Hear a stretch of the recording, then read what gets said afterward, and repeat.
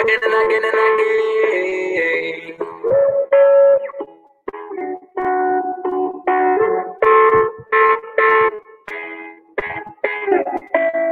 Allez viens, on va dehors se faire bousculer par le monde.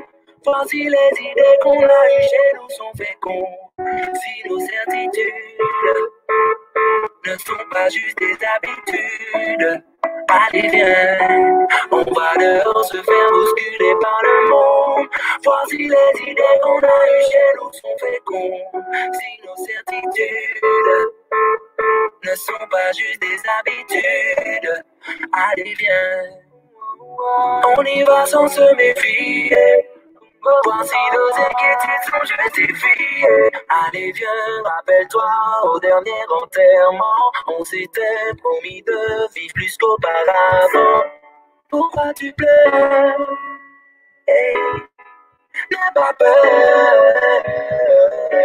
On crée souvent les situations pour que nos peurs aient raison. Allez viens, allez viens, rappelle-toi. Si les idées qu'on a eues chez nous sont fécondes, si nos certitudes ne sont pas juste des habitudes, allez viens, on va dehors se faire bousculer par le monde.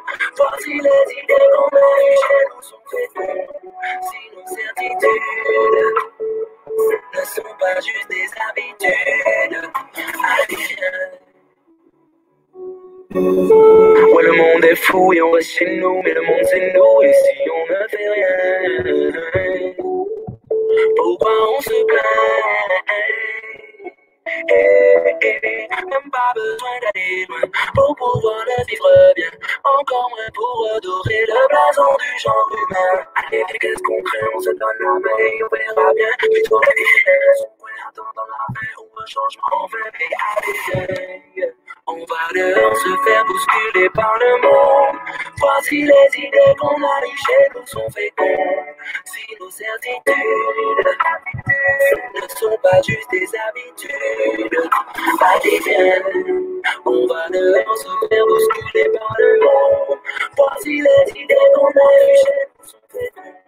Si nos certitudes ne sont pas juste des habitudes, allez viens.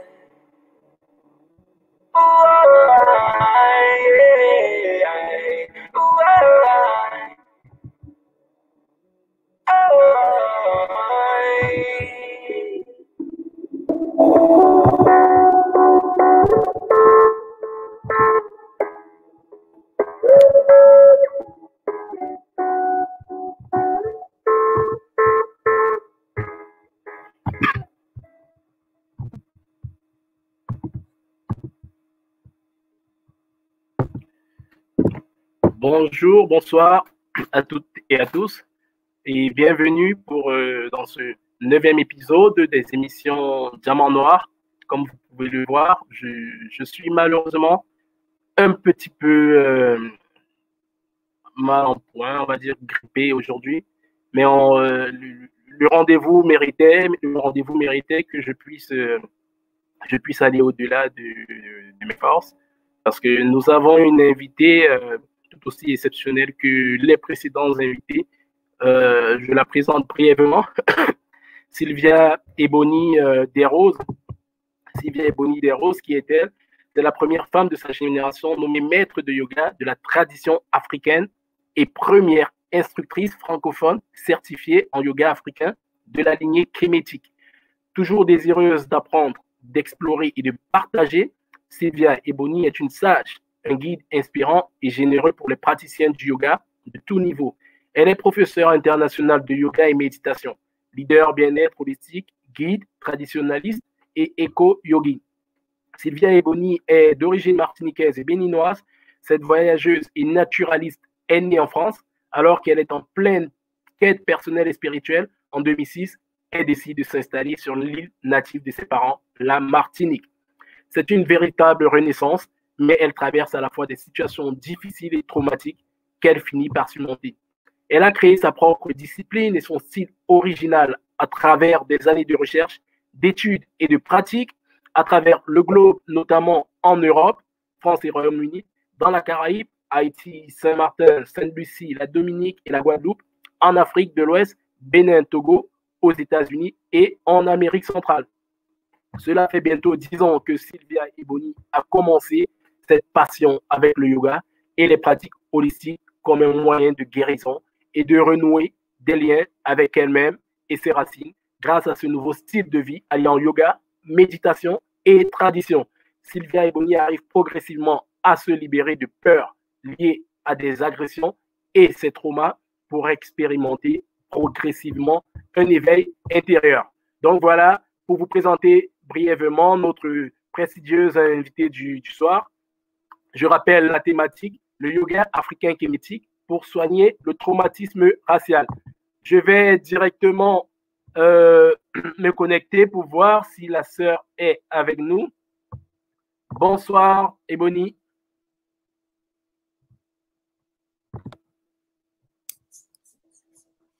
Bonsoir, Tadieu.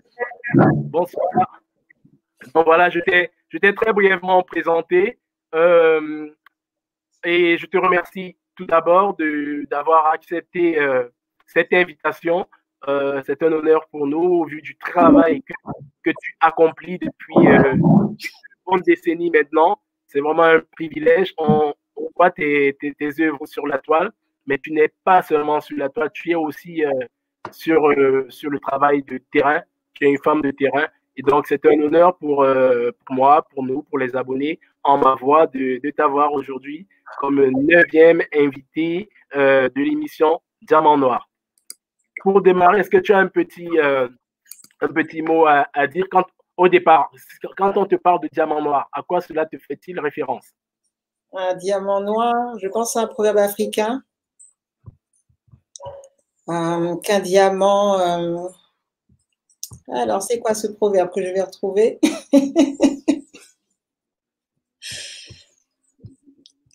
Ce n'est pas parce qu'on ne... Alors, attends, j'essaie de retrouver parce que j'ai la version française en tête. Enfin, pas française, anglaise. Donc, un diamant ne perd pas sa valeur due à son manque d'admiration. Donc, voilà ce à quoi me fait penser diamant noir. Pas forcément au diamant, bon, tel qu'on le pense, le bijou ou autre, mais que oui. Le terme diamant, il me semble que ça veut dire incassable, invincible. Et je pense qu'après tout ce qu'on a vécu, notre peuple, notre communauté, ben aujourd'hui, on est toujours là. Et que voilà, c'est pas parce qu'on a souffert pendant des années, des siècles, avec tout ce qu'on a pu endurer. Et ce n'est pas aussi parce qu'aujourd'hui, je dis ça pour toute personne, hein, on attend souvent d'avoir une validation extérieure pour se sentir bien, quelqu'un de bien, comme quelqu'un de valorisé ou autre, ou comme tout simplement comme un être précieux, en fait, et qu'on n'a pas besoin de cette validation extérieure pour briller, pour être nous-mêmes et puis se rappeler que l'on compte et que notre vie compte. L'on compte et notre vie compte. Pour avancer, tu es la fondatrice. On rappelle déjà une fois de plus la thématique de l'émission, le yoga africain kémétique pour soigner le traumatisme racial. J'en profite pour remercier les abonnés qui nous suivent. Je vous invite à liker l'émission, à liker la page Kamita Magazine, à liker la page Facebook Diamant Noir. Partagez l'émission dans vos réseaux sociaux, partagez l'émission, invitez, taguez vos contacts, vos amis sur les réseaux sociaux afin qu'ils nous rejoignent, qu'ils découvrent notre incroyable invité du soir et qu'on partage ensemble dans cette grande messe autour de l'ancestralité africaine et panafricaine. Donc voilà, merci à vous abonnés, likez, partagez et n'hésitez pas à poser les questions à notre cher invité qui se fera le plaisir de répondre autant qu'elle pourra. Donc voilà, la prochaine question en fait que j'aimerais poser. Tu es la fondatrice, on l'a dit, du C-Yoga. Est-ce que tu peux nous dire concrètement de quoi il s'agit, le C-Yoga? Alors, le C-Yoga, c'est un style de yoga que j'ai créé il y a à peu près On va dire que ça fait 3 ans maintenant. Alors, le terme a été trouvé par l'un de mes mentors. Hein, ça faisait des années que je cherchais un nom pour tout simplement nommer le style de yoga que je pratique, hein, qui est de la lignée du yoga africain kémétique. Et c'est un terme fongbe de la langue, c'est un terme de la langue fon au Bénin qui veut dire destinée, conscience, réflexion. Enfin, c'est un terme qui a un champ sémantique, mais qui est très, très large. On dit, par exemple, que le C, c'est ta voix intérieure qui te donne de sages conseils. Ça veut dire aussi fleur. On dit que le C, c'est une force, un pouvoir, une énergie. Eh ben, tu vois, quand tu mets C avec yoga, ben, c'est super. Donc, c'est un monde en lui-même. Je dirais, c'est un microcosme. Donc, il y a un style de yoga de la tradition africaine que j'enseigne, comme je te dis, depuis 3 ans.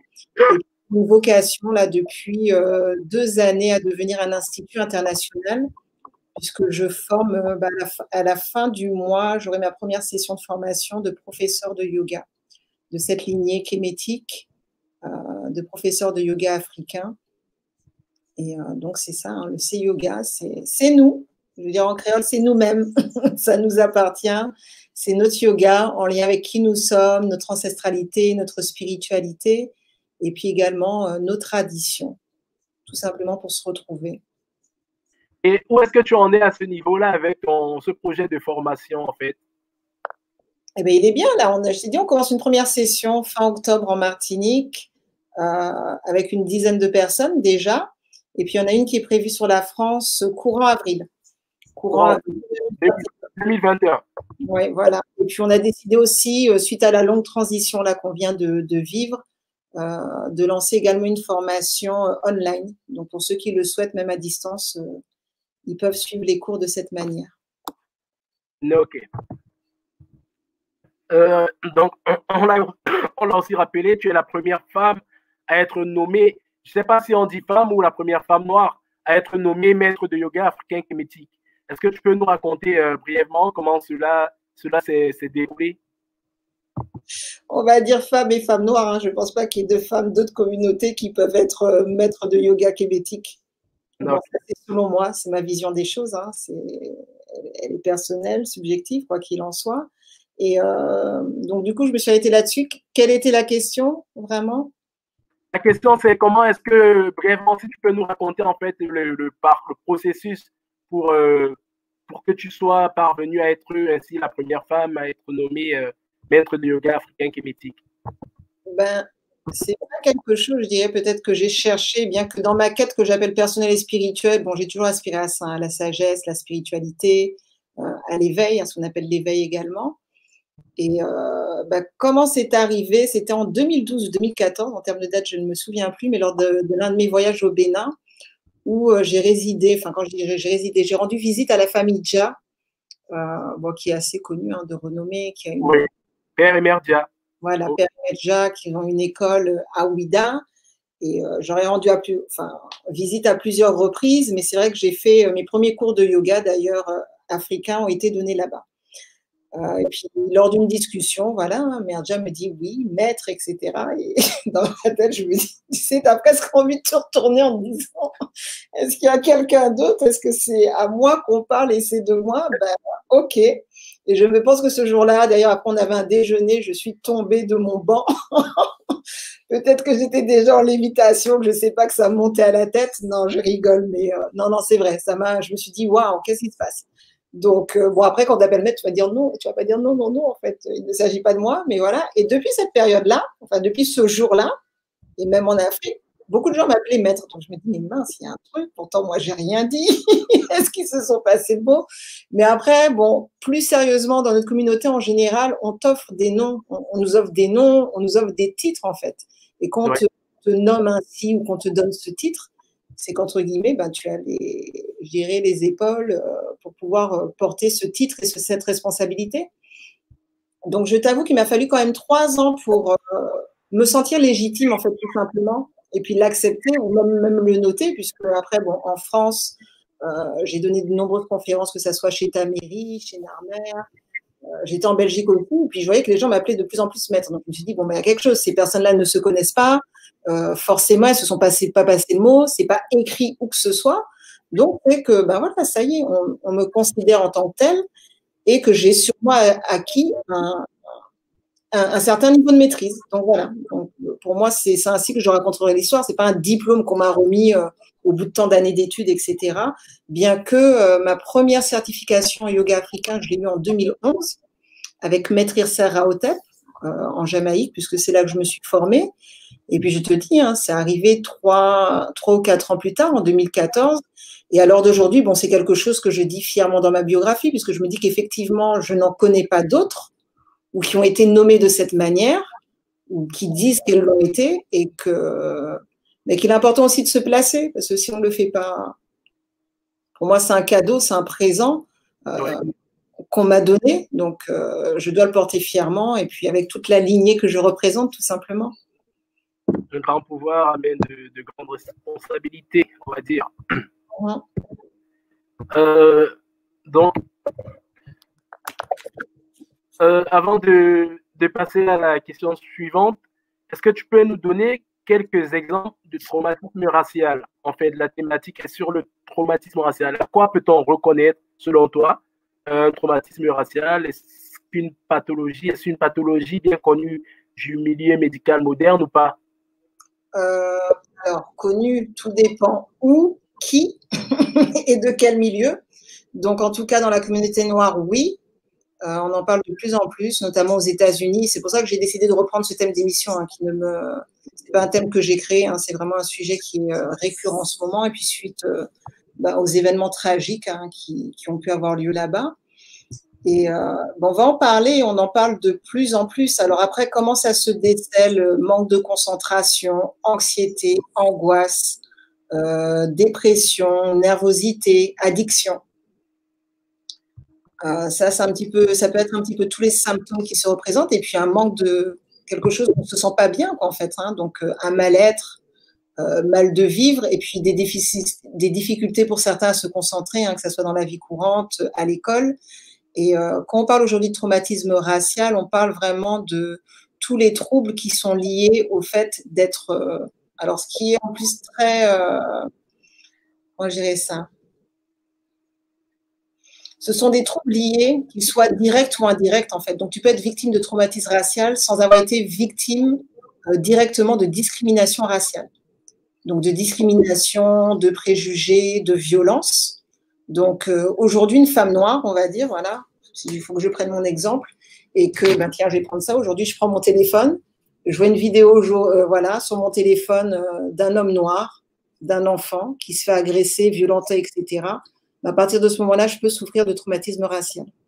Alors que ce n'est pas forcément moi qui ai subi ces violences. Donc, c'est pour ça que je te dis que ça peut se faire également de manière indirecte. Et en fait, aujourd'hui, que ce soit avec les réseaux sociaux, même les médias, hein, d'une autre manière, et puis de ce qu'on vit tout simplement au quotidien, hein, ce sont des sujets tabous. Il y a beaucoup de silence qui est gardé à ce niveau-là, mais on en parlera. Hein. Moi, je l'ai vécu étant plus jeune, par exemple.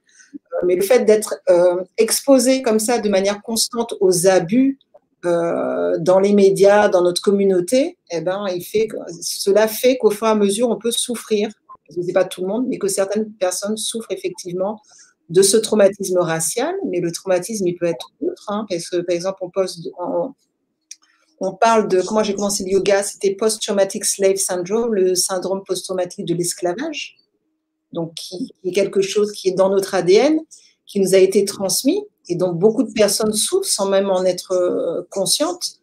Traumatisme émotionnel, donc il peut être à plusieurs niveaux, mais c'est vrai qu'aujourd'hui, pour l'émission, on avait choisi vraiment cette thématique du traumatisme racial. Mais en tant que personne noire, on souffre déjà de nombreux traumatismes, et l'importance aujourd'hui, c'est d'en être conscient, d'accepter qu'on doit se guérir, en fait.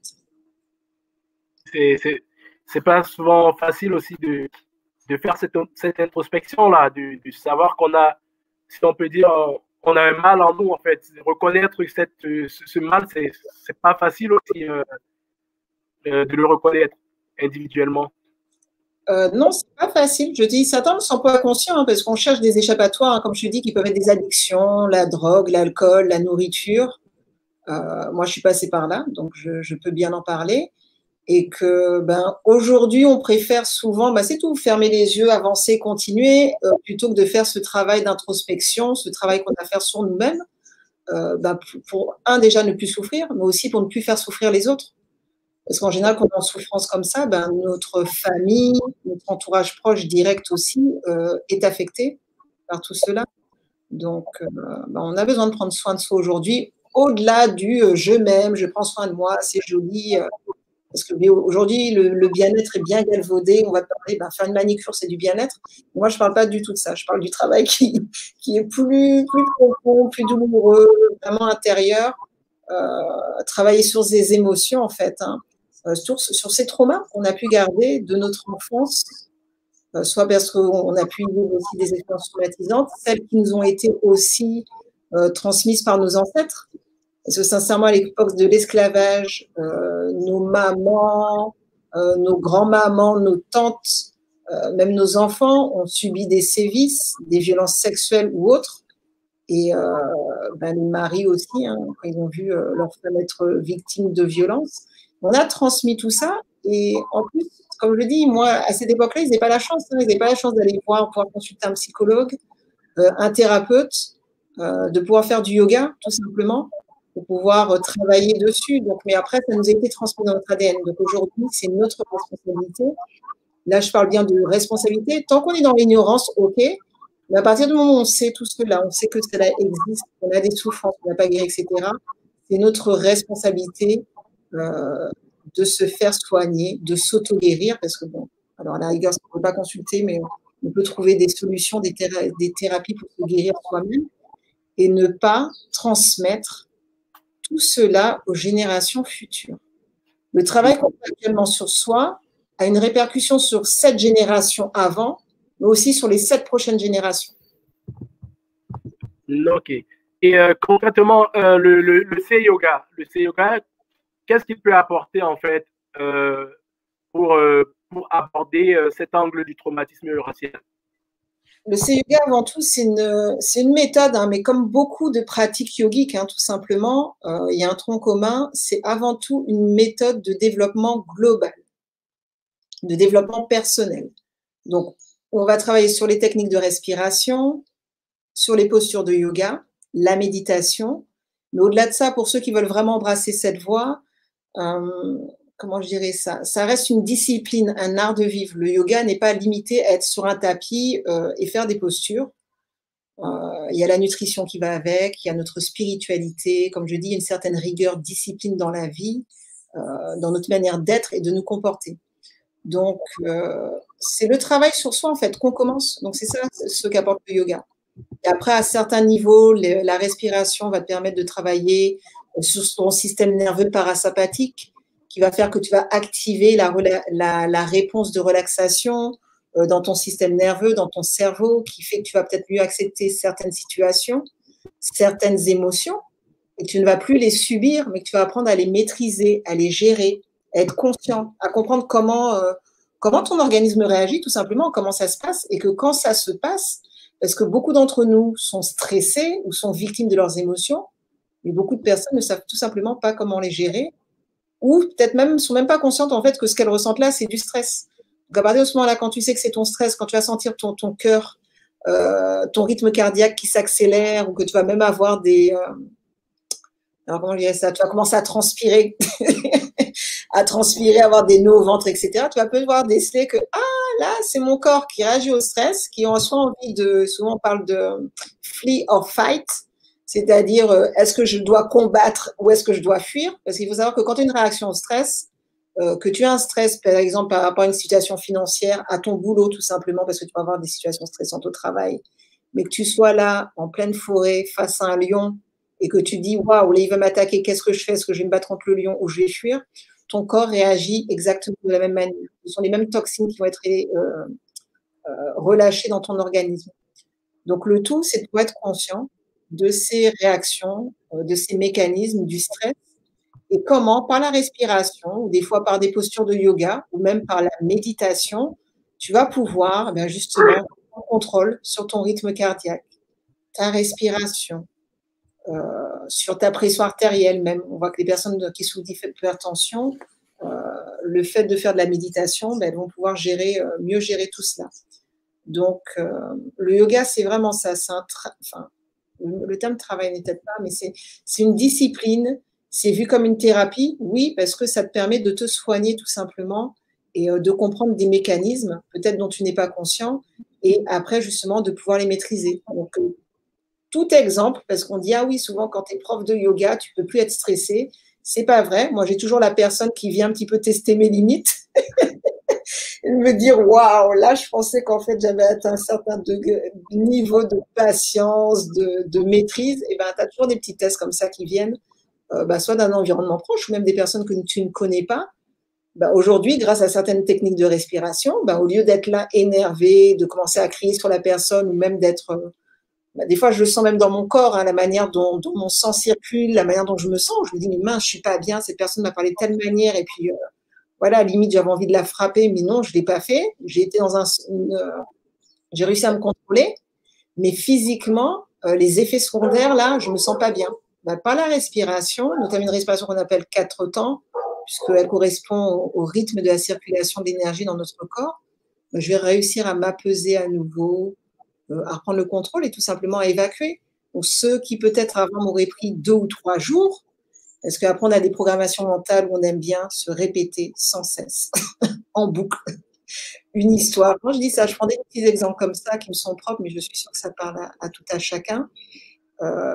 Et puis en fait, plus je nourris cette énergie, cette histoire, plus elle me revient, plus elle me fait me sentir mal. Voilà, au lieu que ça prenne 2 ou 3 jours, ça va me prendre 5 minutes, quelques respirations, et après je reviens à l'état normal. L'état, je dirais,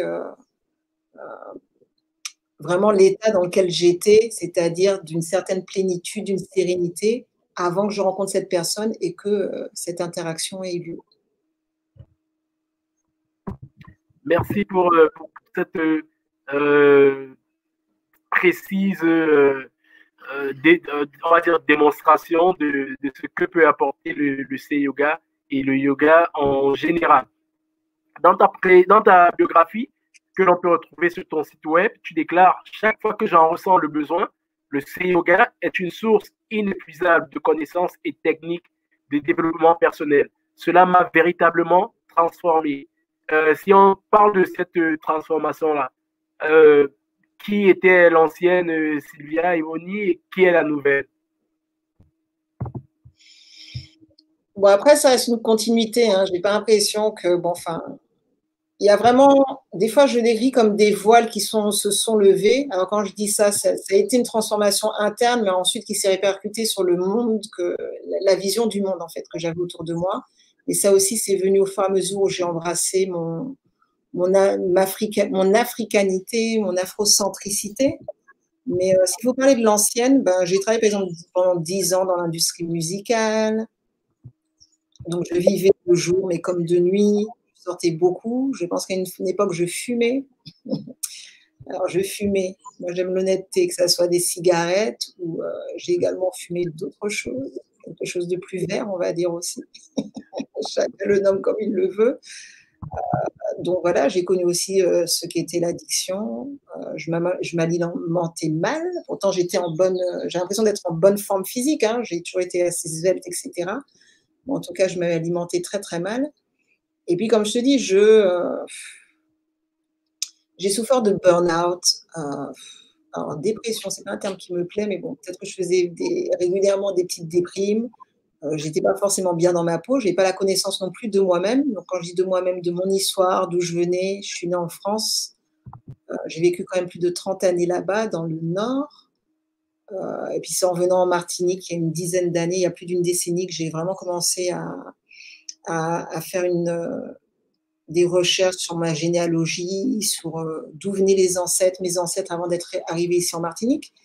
Donc, l'ancienne Sylvia, c'est un petit peu ça. C'est quelqu'un qui ne se connaissait pas, qui pensait qu'elle était française avant tout, qui ne connaissait ni l'Afrique, ni rien de tout ça. D'ailleurs, qui ne voulait même pas en entendre parler. C'était à se demander souvent, quand on me disait, mais d'où tu viens? Je me disais, mais de quoi les gens me parlent? Ils ne voient pas que je suis née, je viens de là.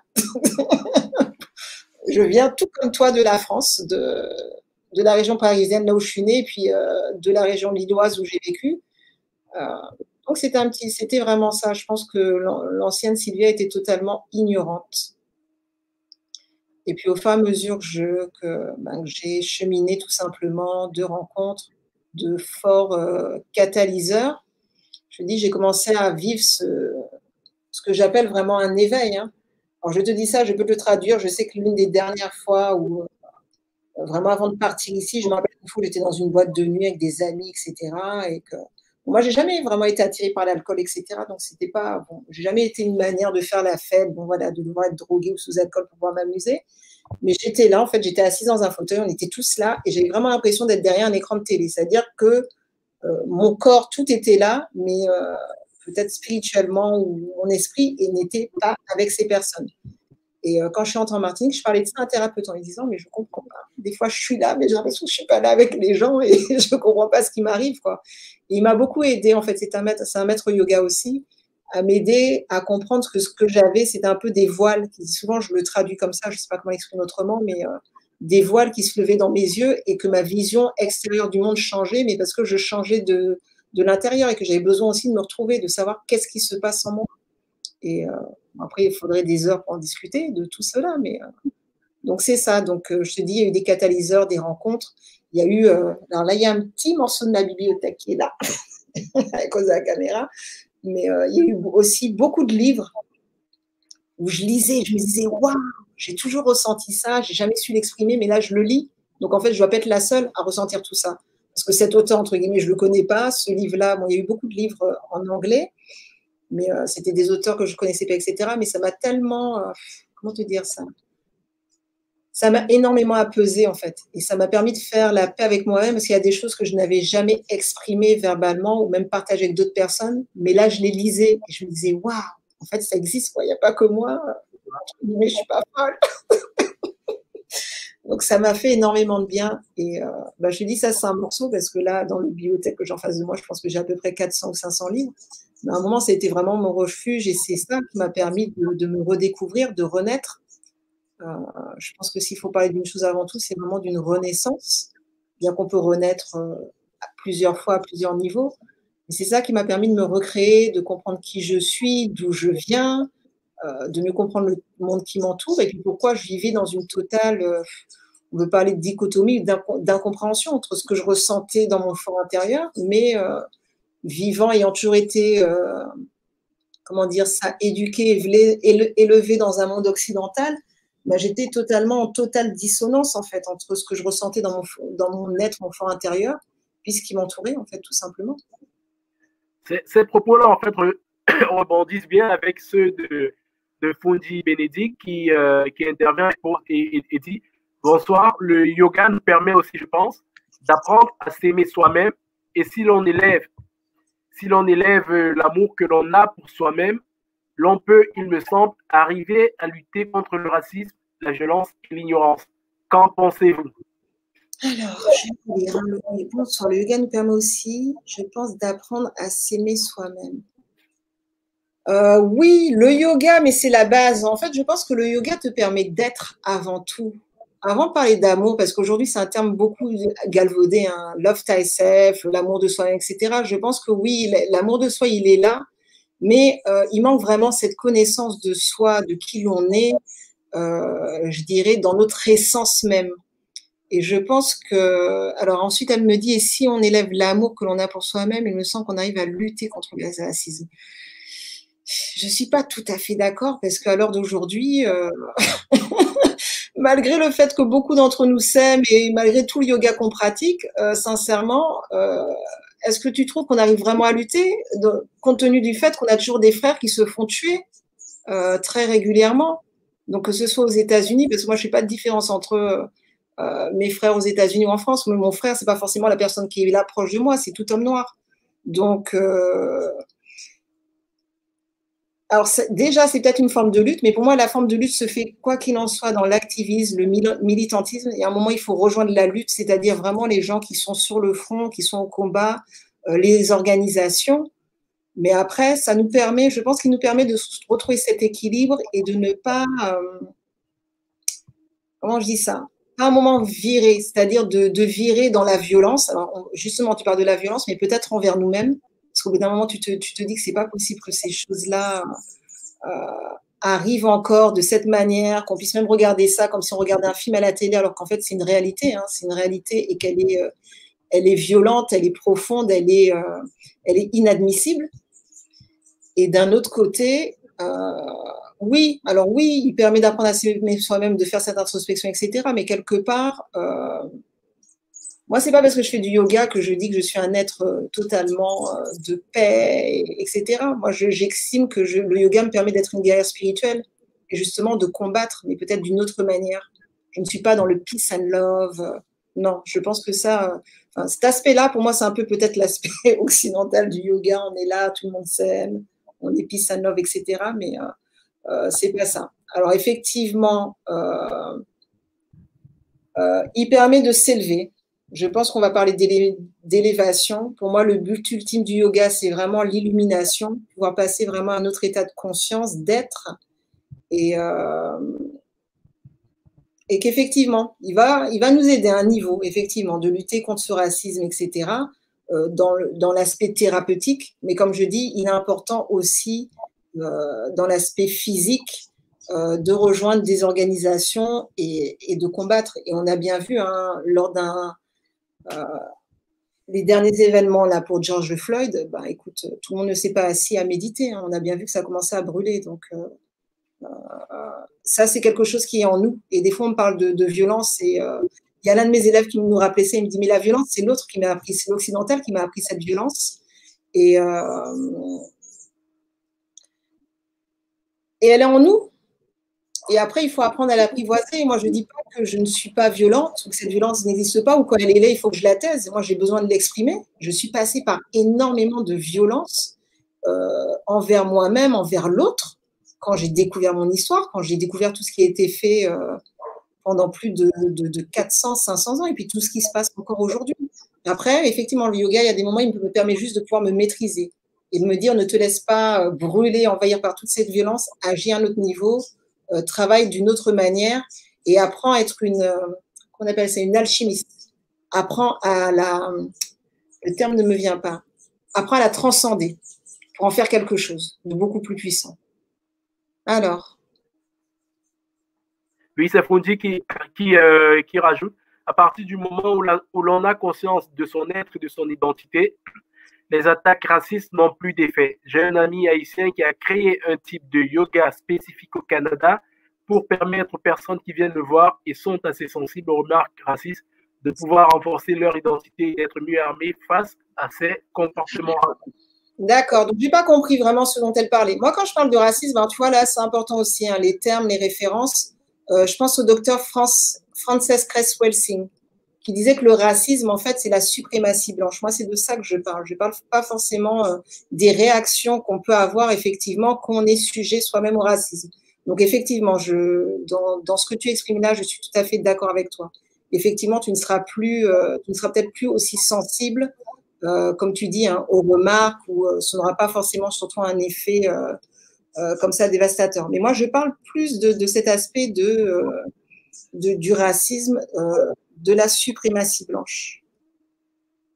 Le racisme en tant que système politique, alors? Oui, le racisme systémique, en fait. Voilà, dont sont victimes la plupart des Noirs. C'est tout qu'on voit. Alors, j'ai parlé des États-Unis, mais en France, c'est la même chose. Le fait que, par exemple, oui, demain, moi, j'ai beaucoup d'amis. Alors, voilà, j'ai des contacts internationaux, mais bon, où j'ai des sœurs aux États-Unis qui me disent qu'elles ont juste peur de laisser sortir leur fils, parce que la réalité, c'est pas forcément que tu aies une attaque, comment te dire ça, verbale ou autre. La réalité, c'est que tu peux être juste en train de marcher dans la rue et qu'on va te tuer, juste parce que tu es là en train de marcher et que tu es noir, en fait. Donc, c'est pas forcément réagir à quelque chose qui s'est passé. C'est le fait qu'aujourd'hui, rien que le fait d'être noir peut être un traumatisme, peut être une cause de stress, parce que tu sais que notre communauté, notre peuple subit, alors je crois aux États-Unis, c'est 5 fois plus de violence que les autres communautés. Donc, c'est ça, c'est vraiment cet aspect-là. Mais effectivement, ça permet, le yoga, comme tu dis, permet de soigner cet aspect-là et de comment te dire ça, on parle de ce traumatisme racial, justement, et donc de moins subir ce traumatisme qui est présent et qui est constant pour certaines personnes. Parce que depuis leur enfance, elles voient des jeunes, des amis, des personnes de leur famille se faire tuer. Comme si c'est quelque chose de tout à fait, alors quand je dis ça, de tout à fait normal, puisque il y a l'injustice qui va avec. Ces personnes se font tuer, mais derrière, il n'y a rien qui se passe. En Martinique, on a eu cet exemple de ce jeune militant, Kezia, qui s'est fait battre par je ne sais combien de policiers. Moi, j'ai vu cette vidéo-là un matin au réveil, pleurer, quoi, en train de me dire, mais qu'est-ce qui se passe? Parce qu'il faut savoir que j'ai des enfants parmi ces jeunes militants, donc je me dis, ok, c'est ça, c'est des personnes non armées, et juste parce que tu es là, tu milites, on va te tuer, on va dire que tu mérites de mourir, on va t'écraser les testicules. Enfin, faut voir vraiment, j'ai vu cet enfant, faut voir vraiment tout ce qu'on lui a fait. Et alors d'aujourd'hui, on lui fait un procès. Donc l'injustice, elle est là. C'est-à-dire qu'on n'attaque pas. C'est-à-dire que l'oppresseur devient la victime, et puis la personne oppressée, c'est elle qui est l'oppresseur, en fait, et c'est elle que l'on juge. Donc on est vraiment dans un monde qui tourne à l'envers, quoi, où la violence est normalisée, toutes ces choses-là, en fait. Donc, en fait, entre guillemets, c'est ce contre quoi je m'insurge. À ce niveau-là, je ne suis pas, du tout d'accord. Ok. Il faut dire que l'année 2006 a marqué le départ de ta quête spirituelle. Mais qu'est-ce qui a véritablement été le déclic de ton retour vers la spiritualité ancestrale africaine? Alors, 2006, si on parle de 2006, c'est déjà un voyage. Comme je te dis, ça faisait à peu près une trentaine d'années que j'étais en France. 2006, c'est un voyage ici en Martinique, puisque ma mère vit ici depuis des années. Moi, j'étais revenue pour mes études, mais après mon bac, je suis repartie en France. Et déjà, la nature qui m'a donné des claques. Au bout d'un moment, je me dis, mais sérieusement, je vis dans le nord de la France, voilà, dans une ville, une agglomération, alors qu'ici, je suis, voilà, heaven on earth, c'est le paradis sur terre, quoi. Donc, je ne comprenais pas trop. Je me suis dit, waouh, soit moi-même j'ai un problème de ne pas me rendre compte qu'il y a des endroits comme ça sublimes où on peut vivre, qu'est-ce que je fais là-bas? Et c'est ce qui est arrivé, j'ai fait mes valises, j'ai dit non, je reviens, j'ai pris 2 mois, j'ai fait toutes mes valises et je me suis installée ici. Donc ça, c'est 2006. 2 ans plus tard, bon, j'ai commencé à faire certaines rencontres, participer à des conférences sur le panafricanisme, l'afrocentricité. Et puis ensuite, il y a eu 2008-2009 une rencontre avec un auteur qui s'appelle Cyril Gogo, en fait, et que j'ai rencontré. Il était à Saint-Martin à l'époque. Et puis j'ai eu l'occasion d'avoir accès en fait à toute sa bibliothèque pendant plus de 2 mois. Qui était vraiment aussi une bibliothèque, c'est tous ces termes qui reviennent, mais qui sont importants, panafricaine, afrocentrée, Sacred Woman, Queen Afua, Kemetic Diet de Mutwa Ashby, Sister Souja, attends que je te dise, Philosophie et opinion de Marcus Garvey. Et alors, donc déjà, tout ça là, ça crée un grand chamboulement dans ma tête. Je crois que j'ai perdu entre 5 à 8 kilos. Tellement tout ce que je lisais me bouleversait, que je ne comprenais pas ce que je lisais. Je me disais, mais comment tout ça peut exister, que j'en ai, jusqu'à l'heure d'aujourd'hui, j'avais une trentaine d'années à l'époque, j'en ai jamais entendu parler. Et au fur et à mesure, j'ai cheminé vers la spiritualité aussi, donc avec d'autres, enfin, toujours avec ces ouvrages, puisque déjà, Queen Afua en parle beaucoup dans Sacred Woman, et je retrouvais des traditions, des pratiques holistiques, en fait, qui se faisaient dans ma famille depuis très longtemps, de par ma lignée maternelle, donc notamment ma mère et ma grand-mère, mais dont je ne parlais pas trop, parce que comme je te dis, moi j'ai été élevée dans un milieu eurocentrique.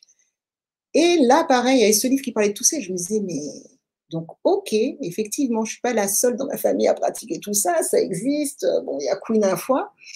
Et puis, des années plus tard, j'ai créé en 2011 l'Institut Père Ankh Martinique avec Omotunde, parce qu'il y avait un institut similaire en Guadeloupe, et je me disais à cette époque-là, je voulais vraiment entamer ce qu'on appelle les Africana Studies, vraiment faire un cursus universitaire d'études africaines, panafricaines. Il fallait partir aux États-Unis, ça me paraissait un peu compliqué. Et il y avait un institut en Guadeloupe avec Ménéluc Caraïbes. Et j'ai dit, il n'y a pas ça en Martinique, il faut qu'on crée la même chose. Donc, on a créé l'Institut Père Ankh. Donc, il y avait Omotunde. Bon, j'ai dirigé l'institut pendant à peu près 3 ou 4 ans. Un institut qui existe toujours à l'heure d'aujourd'hui. Et à un moment, toujours de par mes lectures, etc., il y a eu Ama Mazama. Et Ama Zama, elle m'a aidé aussi à casser, à déconstruire pas mal de choses, de stéréotypes que j'avais dans ma tête. Donc, notamment sur la spiritualité africaine, sur nos religions, sur la tradition, sur le vaudou, puisqu'elle est prêtresse. Et je me suis dit, mais ok, c'est une prêtresse vaudou, mais ça n'a rien à voir avec toute la propagande que j'ai vue, que j'ai pu voir ou entendre jusqu'ici sur le vaudou. Et Ama m'avait dit, bah, écoute, si à un moment tu veux partir en Afrique, tu veux vraiment retourner, faire le retour, va au Bénin. Parce que là, c'est un pays qui est très, très safe, où une femme peut voyager seule, parce que moi, à l'époque, ben voilà, je suis une grande solitaire. J'aime faire les choses par moi-même, aller découvrir, et je voulais partir toute seule à l'époque. Et à la même époque, je te dis, je faisais ma généalogie, et en allant interroger les anciens, mes aînés, de ma famille, ils me disaient, mais on a notre arrière-arrière-grand-mère qui est à la poterie, et elle nous disait qu'elle vient du Bénin. Et là, je me suis dit, ben banco, hein, moi je crois, c'est pas, tu sais, comme on dit chez nous, hein, le hasard n'existe pas. Synchronicité, on me parle du Bénin là on me dit que mes ancêtres viennent du Bénin, c'est là que je vais. Et c'est un peu tout ce cheminement-là, et surtout Ama, qui je trouve a un parcours assez exceptionnel. C'était un mentor pour moi pendant quelques années, et qui est toujours une personne dont le parcours m'inspire énormément, notamment par tous les ouvrages qu'elle a pu écrire, les organisations qu'elle a fondées, le garvéisme aussi, hein, dont elle s'est énormément inspirée. Et à un moment, je me suis dit, moi, je veux partir, aller découvrir. Je ne veux plus avoir ces échos de propagande de ce qu'on me dit ce que c'est. Je vais aller par moi-même, je vais découvrir, et puis j'aurai mon propre esprit critique. Et je ne vais plus rester sur on m'a dit que, et c'est comme ça que c'est. Et quand j'ai découvert ce qu'il y avait là-bas, la manière dont j'étais accueillie, et puis tout ce qui a pu se passer à différents niveaux, hein, psychique, émotionnel, physique, j'ai dit, ok, là, il n'y a pas de retour en arrière possible, quoi. C'est là, et c'est moi. Et je dis ça parce que la moi que je suis là-bas n'est pas la même personne encore, c'est encore une autre ébonie que celle qui est en Martinique. Mais pareil, ça m'a permis aussi énormément de m'apaiser, de me retrouver et de comprendre en fait pourquoi je suis là aujourd'hui. Hein. C'est des questions fondamentales qu'on se pose, qui je suis, pourquoi je suis là, quelle est ma mission, quelle est ma destinée, qu'est-ce que je dois accomplir, quel est l'héritage que je dois laisser une fois que je serai partie d'ici, comment je dois devenir un bon ancêtre, comment mieux comprendre ma spiritualité, mon histoire, comment vivre en paix avec ça, avec un monde hostile autour de moi qui veut tout, mais que je sois tout sauf cette personne, en fait. Donc, c'est embrasser tout ça, et puis avec une certaine... Aujourd'hui, je rends grâce parce que je me dis, waouh, j'ai la chance de pouvoir avoir fait tout ça, d'avoir pu récupérer tout ce bagage-là, et puis de l'avoir avec moi tout simplement. Bon, même si au quotidien, bon, enfin, non, je ne vais même pas dire que c'est pas facile, on trouve toujours une manière de faire les choses, mais... moi, ce que je pose avant tout, ce sont mes valeurs spirituelles. Aujourd'hui, c'est clair, c'est ça, c'est net. Et avant toute autre chose. Et c'est ça qui me guide et qui me permet d'être celle que je suis aujourd'hui, ou d'être celle qui vous parle là de la manière dont je vous parle actuellement. Okay.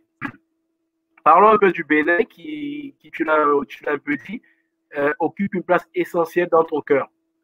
Quel est le lien que tu as avec cette terre béninoise là, sur Dahomey? Comment? Quel est ce lien, en fait, parle-nous un peu de ce lien que tu as avec le Bénin. Alors, te parler du lien que j'ai avec le Bénin. J'essaie de bien commencer, bien retrouver. Non, je rigole, mais je suis comme ça. Le lien, est-ce qu'on peut parler de lien?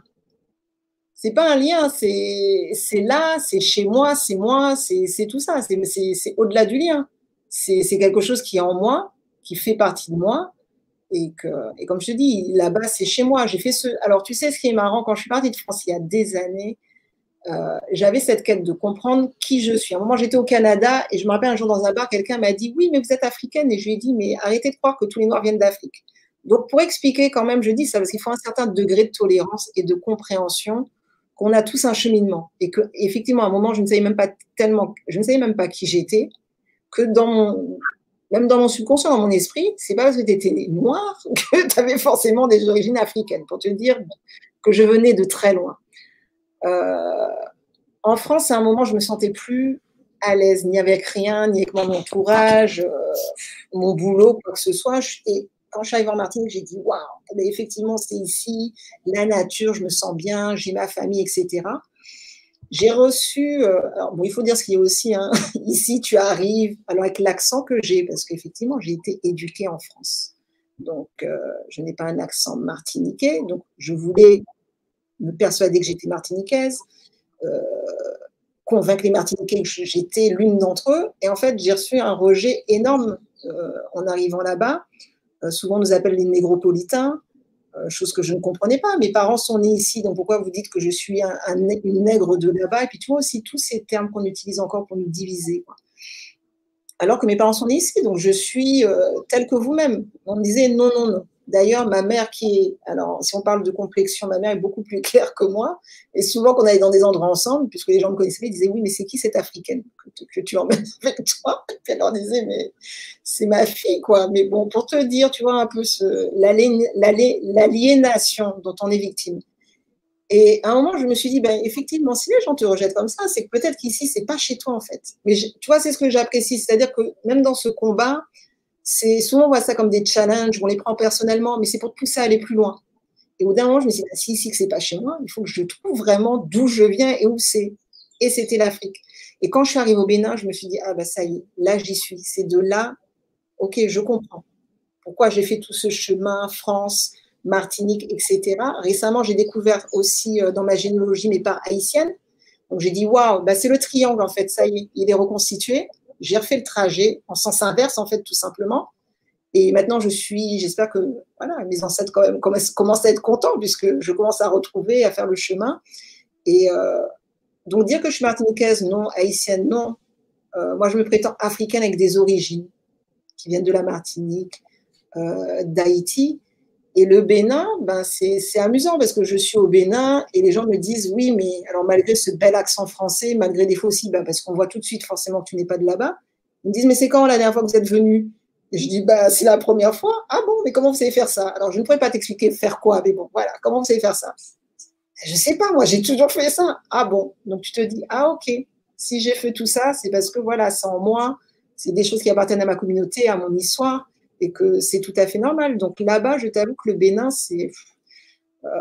alors des fois ici, je dis, ici j'ai une aile ouverte, au Bénin, c'est les deux. Au Bénin, je me sens vraiment libre. Des fois, je prends un exemple tout simple. Je peux mettre, alors là, j'ai mon pagne, mais bon, je peux être tout en pagne et je peux sortir nu-pied de chez moi et ne pas me sentir bizarre. Je peux être habillée tout de blanc et on ne va pas me poser la question pourquoi tu es habillée tout de blanc parce qu'on sait qui je suis et que je sais d'abord qui je suis et qu'on sait et que bah, même en Martinique, la Martinique est devenue quand même assez aseptisée avec ce système colonial, etc. Donc c'est vrai qu'ici, je vais sentir comme ça, les gens vont se dire waouh, qu'est-ce qui lui arrive? En plus, elle est nu-pied. Donc voilà, mais le Bénin, c'est vraiment là où je suis en paix et puis c'est là où j'aspire à retourner. Alors après j'y été quand même à 2 reprises. Et dernièrement, je disais non, je veux encore aller plus loin, c'est-à-dire je veux savoir exactement d'où je viens au Bénin. Je veux savoir quel village, quand on est parti ou quand on a pris le bateau, je ne sais pas exactement ce qui s'est passé, mais je veux vraiment trouver le village dont je suis issue. Et bah, tu vois, mes ancêtres m'ont donné cette information-là au travers d'un rêve. Donc, je sais que le prochain voyage, c'est pour ça, c'est pouvoir vraiment retourner au village, dans ma communauté. Donc, tu me dis le Bénin, moi je dis que c'est l'Afrique de l'Ouest, hein, puisqu'on sait bien qu'avant c'était le royaume du Dahomey, donc ça comprenait le Bénin, le Nigeria, le Togo, peut-être une partie du Ghana, et c'est toute cette région-là. Et j'ai l'un de mes mentors qui est un Babalawo, qui est un prêtre Yoruba, et donc là j'apprends depuis quelques années, je me forme vraiment au culte des orishas et à la culture Yoruba en fait. Et à un moment, je me suis dit, c'est bizarre que je dérive comme ça du Bénin, que je passe au Nigeria. Et bon, après, des fois, c'est pas bizarre, mais tu as une réflexion en te demandant pourquoi. Et là où j'ai retrouvé mon village, il est vraiment à la frontière entre le Nigeria et le Bénin. Je me dis, ah, bah, c'était la préparation pour mieux comprendre que tout ça, souvent on te parle de l'Ifa, du vaudou, du Yoruba, mais ce sont les 2 faces d'une même pièce, en fait. Parce qu'avant, il n'y avait pas ces frontières, en fait, tout simplement, entre les différents pays. Merci pour cette précision. Je remercie également les abonnés qui suivent. Je vous invite à continuer de liker l'émission et continuer de partager. Invitez, taguer des personnes de votre entourage afin qu'ils viennent autour de cet arbre à palabres, découvrir et échanger avec notre prestigieuse émission. Je remercie également les abonnés qui suivent. Je vous invite à continuer de liker l'émission et continuer de partager. Inviter, taguer des personnes de votre entourage afin qu'ils viennent. Est-ce que tu n'as pas échangé? Ah non, c'était de mon côté, c'est bon. Ah oui, c'était moi, parce qu'en fait, il y avait le live Facebook en même temps. J'ai essayé de… Ouais, ok. Donc, j'invite les abonnés à continuer de liker et taguer d'autres personnes qui seraient intéressées à venir échanger avec nous sur cette belle thématique. Donc, je continuerai. Euh, on parle aujourd'hui de yoga africain kémétique. On parle aujourd'hui du C-yoga. Dans l'une de mes précédentes émissions, j'abordais la thématique de l'invisibilisation des arts martiaux ancestraux et des sports traditionnels africains. Selon toi, pourquoi est-ce qu'à l'instar de quelques arts ancestraux, je vais citer le dambé par exemple au Nigeria, le djokan en Guyane, le dami en Martinique, même le kémétique yoga, le C-yoga, ces arts ancestraux-là qui sont peu médiatisés et peu connus, peut-être aussi notamment par les principaux concernés que sont les Africains et afro-descendants. Est-ce que selon toi, tu peux donner une raison, qu'est-ce que ça t'évoque en fait?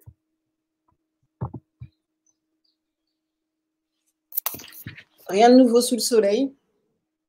La falsification de notre histoire, à chaque fois qu'on me pose cette question-là, c'est un peu la même chose.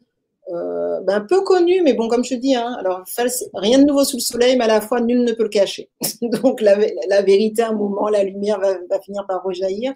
C'est déjà actuellement ce qui se passe. Mais oui, une grande partie de la falsification de notre histoire. D'autre part, comme je t'ai dit, il y a beaucoup d'ouvrages sont en anglais, parce que la communauté afro-américaine a fait un gros travail de recherche, d'études, etc. Bon, après, bon, il faut voir que à l'échelle du pays, hein, on parle des États-Unis, mais qui est quand même l'Amérique du Nord. Donc là où c'était peut-être plus facile, je dirais, par exemple, que dans la Caraïbe, pour notre communauté de se rejoindre, de travailler, de faire leurs recherches. Donc voilà, donc au niveau du yoga africain, il y a eu un livre écrit, alors je ne sais plus, Babacar Khan, c'est dans quelles années qu'il a écrit ça? Je crois que c'est dans les années 60-70. Bon, j'ai plus la date exacte, mais je crois que c'est les années 70 où il a écrit cet ouvrage sur le yoga des pharaons.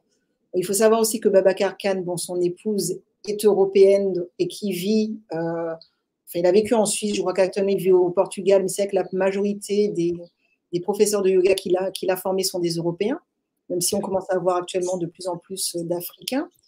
Et alors, au niveau du yoga kémétique, voire même ce qu'on appelle Egyptian yoga, le yoga égyptien, il y a 2 livres qui existent. Qu'est-ce que je raconte? Même pas, il y en a un. Il y en a un. Il y en a un qui est celui avec lequel dont je t'ai parlé, Egyptian yoga de Moutoua Ajbi. Alors, je l'ai découvert avec Kemetic Diet, mais tu en as 2. Enfin, comme je l'ai là, je vais te le montrer. Mais c'est par Kemetic Diet que j'ai découvert le yoga africain, même si je me suis formée avec un autre maître que Moutoua Ajbi. Mais voici notre tâche, hein, et la mienne à l'heure actuelle, d'écrire. D'écrire, parce qu'on a très peu d'informations et qu'on sait très bien que quand on parle de suprématie blanche, que ce soit au niveau des médias, de ce qu'on peut trouver comme ouvrage dans les librairies, de ce qu'on va nous montrer, quand je t'ai parlé des médias, à la télé, sur Internet. Alors des fois, j'aime bien l'appeler Google parce que avec la manière dont, quand je te parle de Google, le moteur de recherche, hein, mais tu vas taper yoga africain, tu seras des fois bien étonné de ce que tu trouves. Et que moi aussi, je fais un travail pour être bien référencé, justement, que là aussi, on n'essaie pas de totalement nous effacer. D'ailleurs, je dis souvent aux gens, tapez juste yoga. Et vous allez voir, puisque comparé au mythe où on croit d'ailleurs que le yoga est d'origine indienne, même les Indiens ont disparu à l'heure d'aujourd'hui. On tape yoga sur Internet. Ça a été déjà, comment on appelle ça, whitewash. Ça a été javélisé, quoi. Donc, il y a ce travail-là. Il y a eu une grosse falsification de l'histoire. Il y a une propagande, quoi qu'il en soit. Quand je dis propagande, délibérée en termes d'images, de textes, d'articles, bien qu'il y en ait eu quelques-uns hein, qui, dans les magazines les plus connus de yoga, qui sont le Yoga Journal et Esprit Yoga en français, qui te demandent si le yoga n'est-il pas originaire d'Égypte et qui parlent de ses origines africaines du yoga. Mais quand tu as un article une fois par an, enfin pas une fois par an, on va dire une fois tous les 10 ans, plus peut-être Jeune Afrique qui a fait 2 articles, comparé à tout ce qui existe ailleurs dans le monde pour te parler de ça, je suis désolée, on ne fait pas le point. Hein. Donc, le but, ça serait que les médias en parlent de plus en plus, que ce soit des médias afrocentrés panafricains, mais même les autres médias, qu'on soit plus visibles nous-mêmes.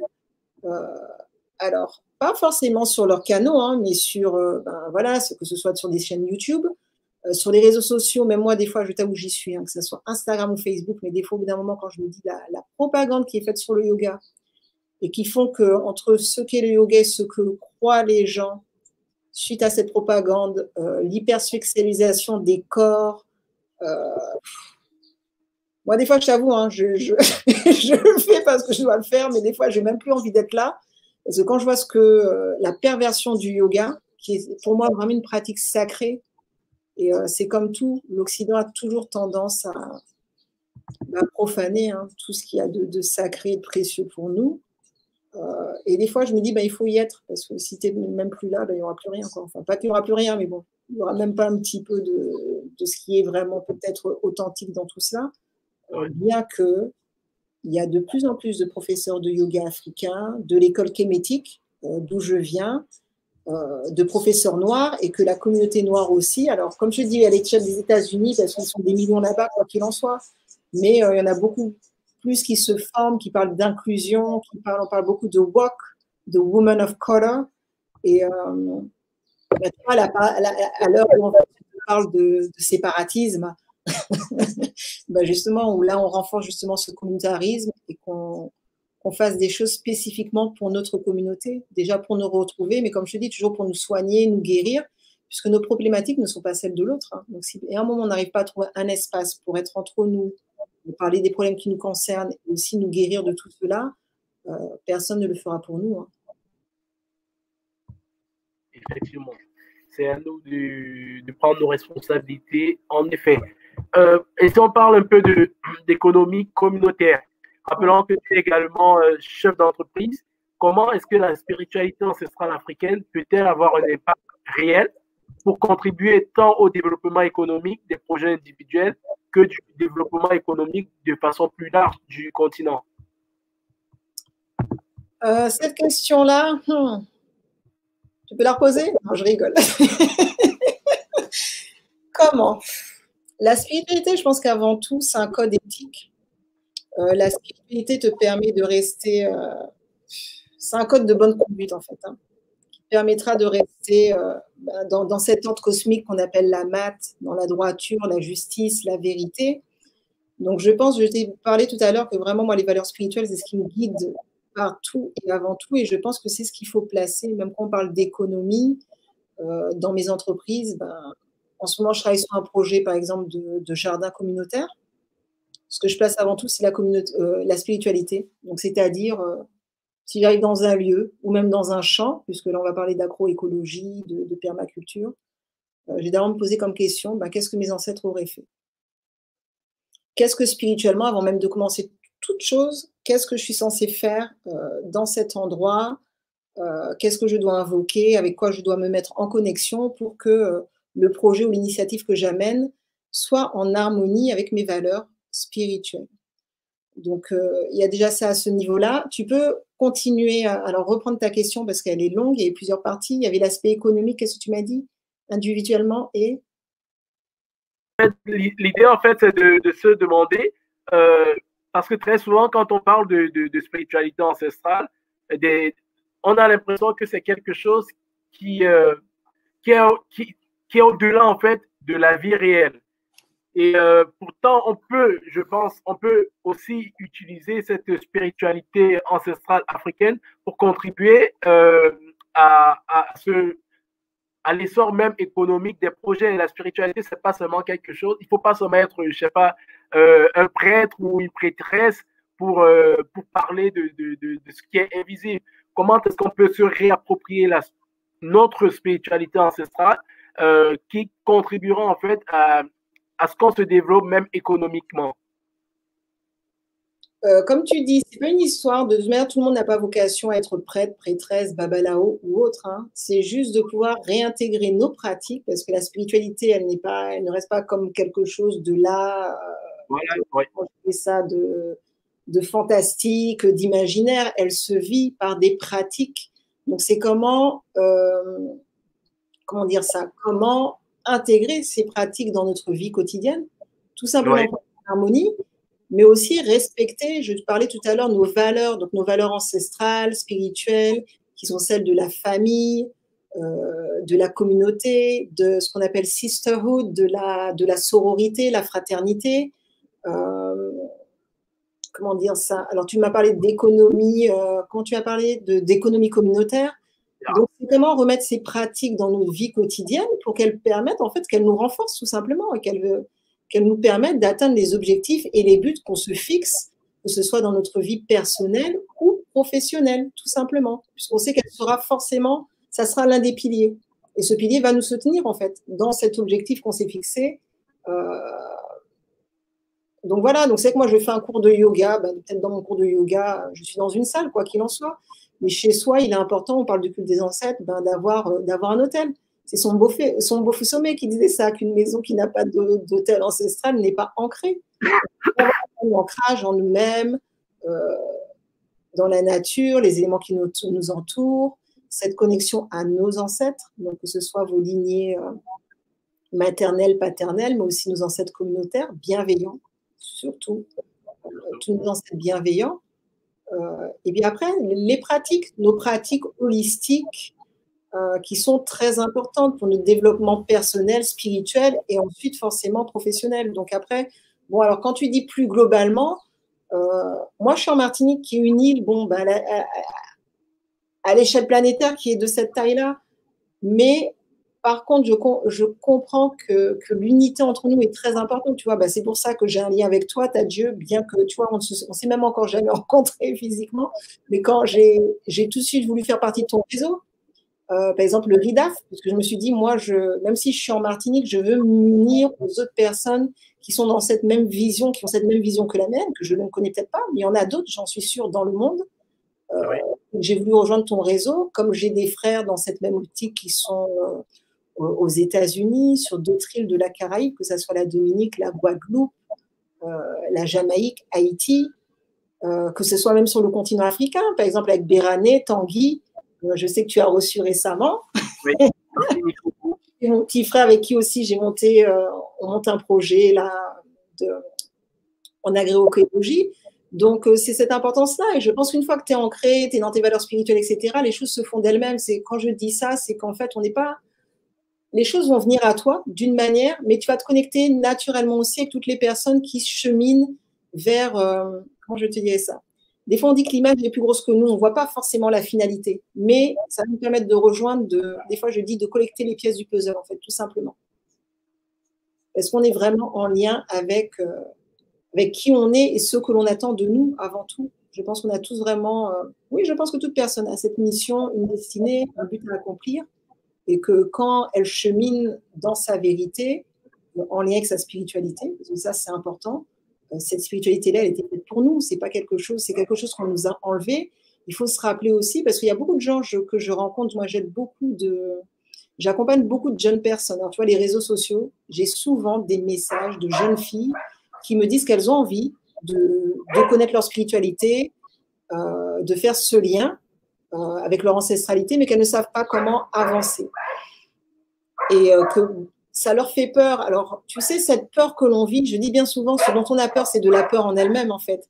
Mais cette peur que l'on vit, c'est aussi quelque chose qui est dans notre ADN, qu'il y a une époque, parce qu'on versait une libation, ou parce qu'on allait faire, aller peut-être une offrande à une divinité, etc., là où on vivait, même en Martinique, on pouvait être tué, battu pour cela.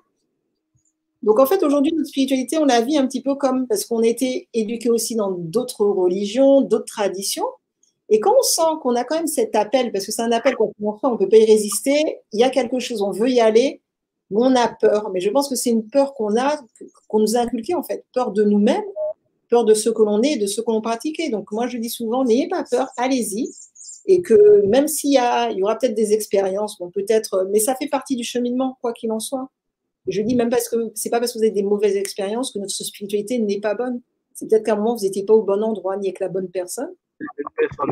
Voilà, il faut continuer à chercher et que c'est indispensable. Par contre, je pense que... Alors, autant je crois que des fois, elle n'est pas faite pour tout le monde. Comme Marcus Garvey disait que c'est pas tous les Africains qui sont bons pour tourner en Afrique non plus. Mais quoi qu'il en soit, je te dis, on remarque que, voilà, hein, souvent je rencontre de plus en plus de jeunes avec des croyances tatouées ou des colliers, etc. Et je me dis, ah, il y a 10 ans, ça, c'était pas là. Et le cheminement se fait déjà, donc se fait dans ce sens. Et moi, je suis vraiment pour, on parlait tout à l'heure de panafricanisme, d'unité. C'est arrêter de penser à soi isolé là où on est, mais plutôt vraiment converger vers tous ceux, en fait, qui vont dans cette direction que l'on a pris et à l'échelle internationale. Et parce qu'on oublie souvent que mes ancêtres sont venus là, certains ont été déposés ici en Martinique. Peut-être mon arrière-arrière-grand-mère, mon arrière-arrière-grand-père, lui, a été déposé en Haïti. Donc ça reste la même famille. On est une famille. Qu'on soit aujourd'hui au Bénin, en Afrique du Sud, peu importe, ou dans la Caraïbe, en France ou aux États-Unis, mais on reste ce peuple. Gardons le cercle, comme disait Marine Bayani, on est tous ce même peuple. Même peuple dans l'unité. Quand on parle de Kemetic Yoga, pour te lancer avec ton activité quand tu as fondé le C-Yoga, est-ce qu'il y a eu des personnes, des scientifiques, des penseurs africains, afrodescendants qui t'ont inspiré dans cette voie? Il n'y a eu que ça. Il n'y a eu que ça. Alors après, pour les nommer, je vais te les nommer. Mais il n'y a eu que ça. C'est pour ça que je parle des livres et de l'importance des livres. Ce sont des personnes, alors quand je parle de catalyseurs, ce sont été des personnes que j'ai rencontrées, des personnes que j'ai rencontrées grâce à leurs écrits, où j'ai pu lire les recherches, ce travail de recherche qu'ils ont fait, des savants, et puis après des personnes au quotidien, parce qu'aujourd'hui, si je continue, bien sûr, c'est pour toute personne qui vient vers moi et me dit ah oui, je ne savais pas que le yoga africain existait, ce que tu me dis me parle et que je veux commencer. Ou j'ai toujours voulu faire du yoga, mais ça ne m'a jamais dit, mais là, le fait de savoir que nos ancêtres ont créé un système qui nous est propre, oui, là, je veux. Là, ça me parle. Donc, alors les auteurs, je t'ai parlé de Moutou Ashby, il y a eu Queen Afua, il y a le docteur Africa, African Holistic Health, il y a Maya Angelou, il y a eu Toni Morrison, Marcus Mosha Garvey, Message au peuple, Amama Zama, je te dis ça, des fois j'essaie de regarder les livres, mais Tony Martin, comment il s'appelle aussi, celui qui a écrit Race First, je crois que c'est lui, Tony Martin, Kwame Nkrumah, Thomas Sankara, donc toutes ces personnes, tous ceux qui ont eu, comme je te dis, de ceux qui ont eu des parcours assez exceptionnels, mais tout simplement aux personnes qui viennent aujourd'hui et que je rencontre. Je te parle d'Amama Zama aussi, beaucoup de femmes aussi, de professeurs de yoga qui ne sont pas profs de yoga africains, mais qui sont des femmes noires qui se sont battues aussi pour leur représentation dans la communauté, qui ont été les premières femmes noires professeurs de yoga qui ont fait les couvertures de Yoga Magazine. Donc, je parle de toutes ces personnes qui ont ouvert une porte, en fait, qui nous permettent aujourd'hui de cheminer plus facilement aujourd'hui. Et moi, c'est la même chose que je fais actuellement. J'essaie de passer cette porte pour que les générations futures ou les autres profs qui arrivent se disent « Ah, c'est bien, elle avait marché une partie du boulot, donc maintenant, c'est plus facile pour nous. » Mais je parle aussi de Faith Hunter, de Maya Breuer, de Gail Parker, qui est une thérapeute, prof de yoga, et qui a écrit un livre, d'ailleurs, récemment là-dessus, sur le traumatisme racial et la pratique du yoga restaurateur. Mambo Selide, qui est une sœur que j'ai rencontrée récemment, qui est une prêtresse vaudou d'Haïti et qui m'inspire énormément. Et puis des jeunes sœurs aussi, comme ma fille Jay Hassani, qui est une militante activiste ici en Martinique, sa sœur Adéola aussi,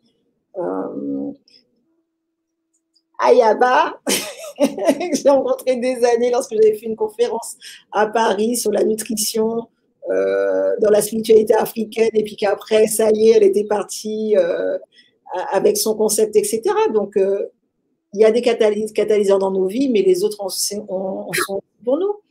Jamadel du Salon Art Alentour. Donc, c'est toutes ces personnes, en fait, qui m'inspirent et qui m'aident à continuer. Alors, quand je dis ça, beaucoup d'auteurs, beaucoup de sœurs de la communauté qui me soutiennent, et c'est important, et qui ne sont pas forcément en Martinique, mais ce n'est pas grave. C'est pas grave. Quand je les vois, c'est très bien, et des fois, je me dis, c'est qu'il y a encore du travail à faire et que ça me motive. Et puis, ma mère aussi, parce que quoi qu'il en soit, je ne suis pas arrivée là comme ça. Hein, donc, il y a ma mère aussi, je dis souvent que ça a été le premier maître yoga de mouvement que je la voyais faire, etc. Mais elle ne m'a jamais, face au soleil le matin au réveil, mais qui ne m'a jamais dit je fais du yoga ou qui n'a jamais déroulé un tapis en disant viens à côté de moi. Donc, Je pense que ça fait partie d'une transmission qui peut être vue comme un système initiatique aussi. Irser Raotep, qui est le premier maître de yoga que j'ai rencontré, qui m'a formé, et enfin, vraiment qui est celui qui m'a aidé à passer le pas à enseigner le yoga. Après, je parle de système de valeurs, il y en a dans le kémétique, dans le yoga, dans le C-yoga, j'ai recréé mon propre système. Je t'ai parlé de Babacar Khan, parce que lui, c'est vraiment le père fondateur, hein, c'est le premier vraiment qui a redécouvert ce yoga africain en Égypte. Donc voilà, et puis toute autre femme noire, qui soit dans le kémétique yoga ou même dans autre chose, mais qui m'inspire par mon parcours en me disant « Waouh, elle fait ça, elle y va, il faut qu'on y aille un moment ». C'est ce que je te dis, c'est notre mission. Je ne vais pas te dire que je n'ai pas des petits moments de ce qu'on appelle les vicissitudes. Hein. J'ai des petits moments, des périodes hautes, des périodes plus basses où je me remets en question, etc. Mais je pense que ça fait partie du process et c'est important d'un moment de se dire est-ce que je fais c'est bien? Est-ce que ceux qui ont été avant moi auraient fait ça? Et puis je parle aussi beaucoup de l'un de mes mentors qui s'appelle Obafemi Orinboa, qui est un babalao, qui est un prêtre yoruba. Et c'est lui qui m'a offert le terme de C-yoga. Aujourd'hui, je parle de C-yoga, mais c'est lui qui me l'a donné.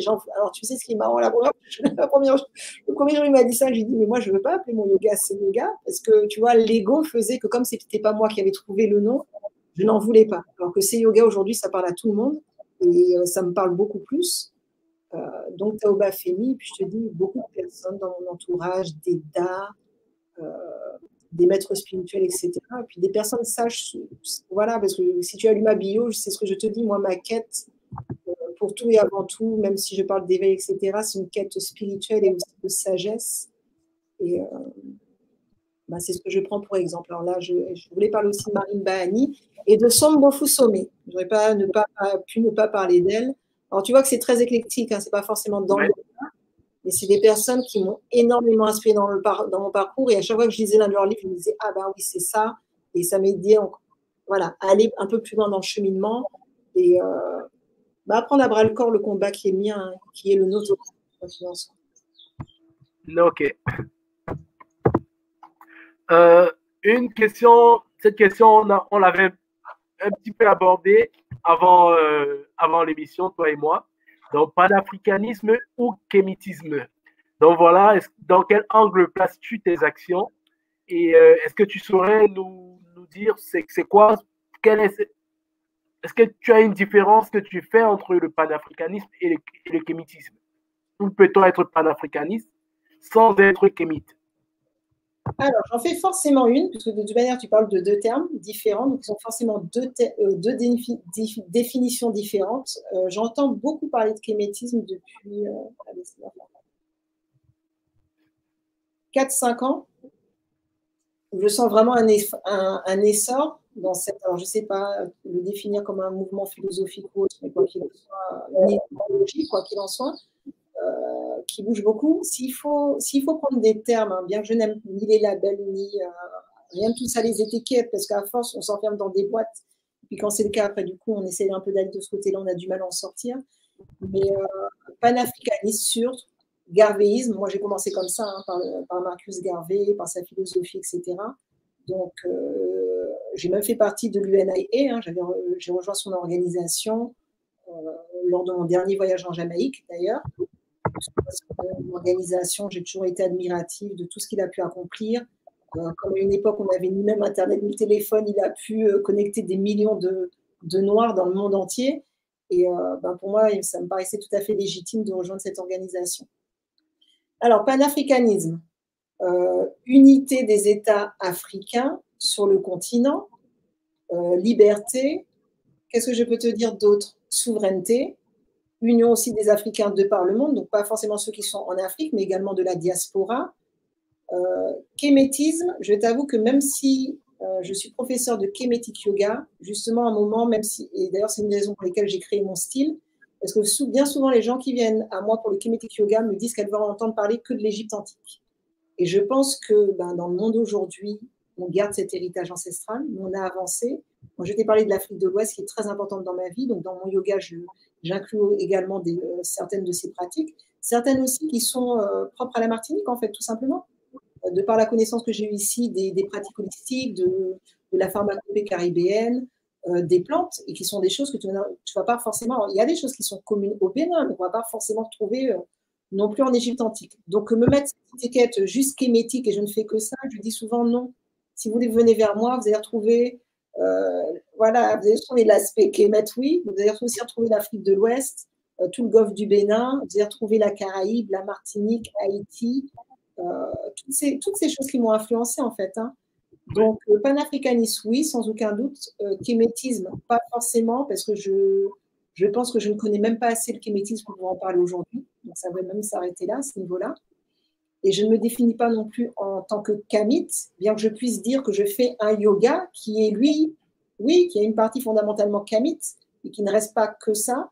Parce que j'explique aussi qu'il y a plusieurs écoles de yoga, donc plusieurs influences, plusieurs styles, plusieurs philosophies yogiques en fait dans ce même yoga africain, et que oui, on peut être panafricaniste sans être kémétique, bien évidemment.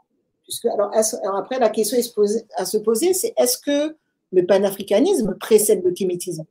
Ah ouais. Ça, c'est une autre question. Après, c'est un mouvement qui est assez fort d'une manière aux États-Unis, mais je t'avoue qu'en plus, si tu observes le kémétisme autant aux États-Unis qu'en France, ben, c'est totalement différent aussi. Aux États-Unis, tu as des prêtres kémétiques, tu as des temples kémétiques et qui suivent cette religion, etc., qui s'habillent même comme à l'époque. Ce que j'ai pu, moi, observer, si je ne dis pas de bêtises, quoi qu'il en soit, mais en France. Et sincèrement, je te dis, je ne connais pas forcément ce mouvement. Alors qu'il est vu par certains un peu comme radical.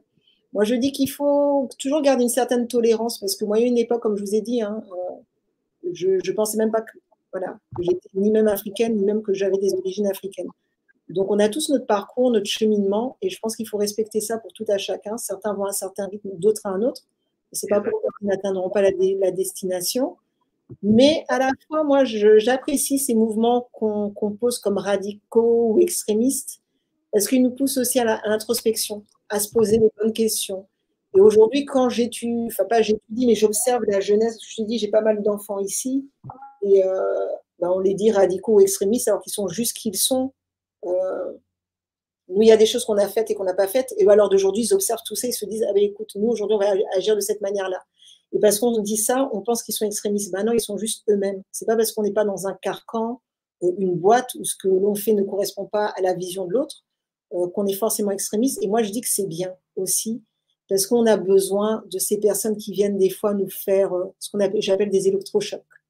Parce que ces électrochocs-là, des fois, ben, ils réveillent tout de suite quelqu'un, ou des fois, il y a d'autres personnes, elles vont avoir besoin de 10, ben, à force de répétition, ben, à un moment, elles vont s'éveiller. Donc pour moi, c'est des petites choses qui permettent à un moment à la terre de trembler, aux gens de se dire « Ah oui, effectivement, il se passe quelque chose.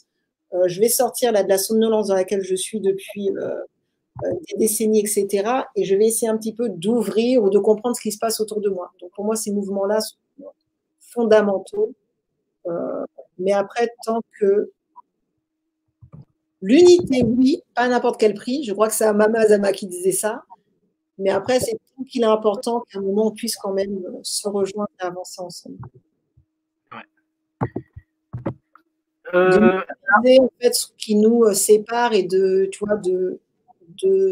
d'optimiser sur ce qui nous unit, en fait. Je pense que c'est toujours ça qui est important. On sera toujours d'accord à ne pas être d'accord sur certaines choses. Sans cesse d'avancer, de rechercher ce qui nous unit, effectivement. La prochaine question parle de reconnexion des mondes africains qui est au cœur de l'engagement médiatique de l'émission Diamant Noir. Quel regard portes-tu sur cet enjeu-là, cette reconnexion des mondes africains? Je ne comprends pas ce que tu dis. La reconnexion des mondes africains. Lorsqu'on te parle de reconnexion des mondes africains, à quoi est-ce que à quoi est-ce que cela te fait référence? Est-ce que ça te parle, cette vision? Apparemment non, puisque je ne la comprends pas. Je suis honnête, hein, voilà, sans ça me serait venu tout de suite.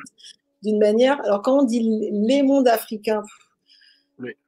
Moi je parle d'une vision africaine du monde, souvent, quand je parle. Le mot connexion, je t'avoue que c'est un mot en ce moment, je sature. Le mot connexion et le mot reconnexion.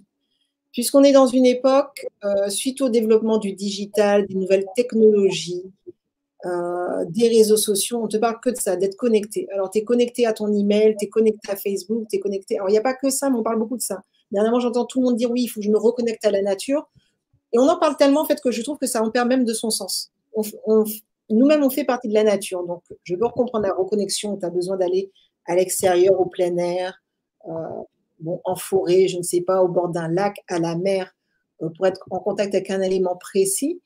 Mais la reconnexion, je pense que elle sera nécessaire parce que si effectivement à un moment on s'est déconnecté, et c'est bien ce qu'on se rend compte, c'est que l'Africain tel qu'il est, ou beaucoup de personnes de la communauté aujourd'hui sont déconnectées de manière physique, mentale ou spirituelle, de leur propre être, mais également de leur communauté, puisqu'ils ne se rendent même pas compte qu'ils appartiennent à une communauté. Ou même cet aspect ici où en Martinique, les gens ne veulent même pas entendre parler de l'Afrique. Arrêtez-moi de me parler de ça, de l'époque de l'esclavage, des Afriques. Ben oui, mais à un moment, si on n'en parle pas, on en parlera quand? Donc, on va encore transmettre, comme je te dis, ce même traumatisme aux générations futures, parce qu'on ne veut pas en parler, on ne veut pas faire le point, on ne veut pas voir ce qui est, et puis soigner tout cela. Après, comme tu parles de reconnexion, oui, elle est importante. Des mondes, alors oui, enfin, alors tu vois, des fois il faut le temps. Des mondes, oui, puisqu'on n'est pas tous. Alors, les mondes, ça fait beaucoup, hein. Alors, je dis des mondes parce qu'en fait, moi, les mondes, comme tu le vois de cette manière-là, oui, parce qu'on est un peu disséminé de par le monde.